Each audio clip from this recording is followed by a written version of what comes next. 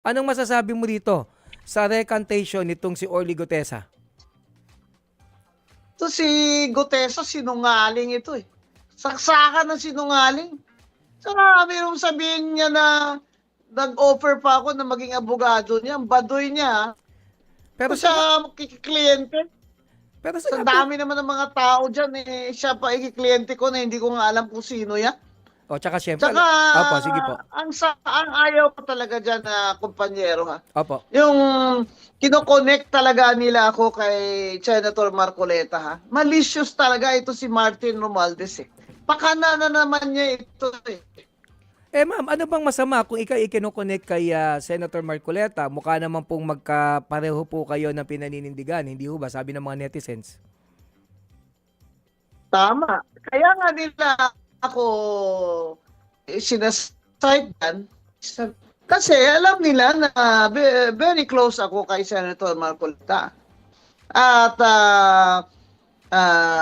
they are make it appear na nirilotoke ni Senator Marcoleta yung affidavit niya.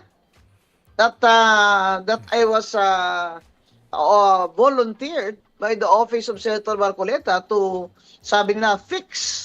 O, kumbaga, kasama ka sa ayusin pag-fabricate, yung ma'am. affidavit niya. Kasama ka sa Malicious. pag-fabricate. Ma'am, ang tanong ko, Kaya I was never naman a consultant.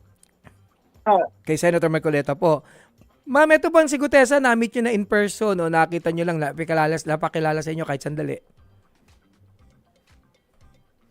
Hello, ma'am? Hindi. Hindi. Never. Sa kaya galing yung lintik na Never aligasyon, ko naman ma'am? na-meet yan. Saka never ko naman i-wish na i-meet yan. Sino ba yan? Diba Tama. ano yan? Delivery man security ni Saldico na nag-appear sa Blue Ribbon ni Senator Marcoleta. Yun lang ang alam Ayun lang, ko kasi ma'am. nanonood naman ako ng TV. At saka tatandaan nyo, itong si Gutesa, wala siyang Pero Rolex yung at i-connect niya Gucci. ako na sasabihin niya, Opo.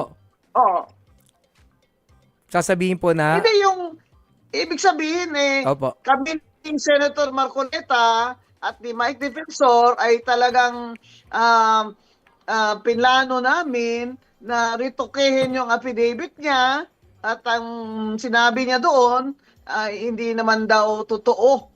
O ngayon sinasabi niya na hindi naman totoo yung affidavit niya after he testified in the Blue Ribbon Committee. So he's trying to Opo. say, actually, Opo. Sige, ma'am.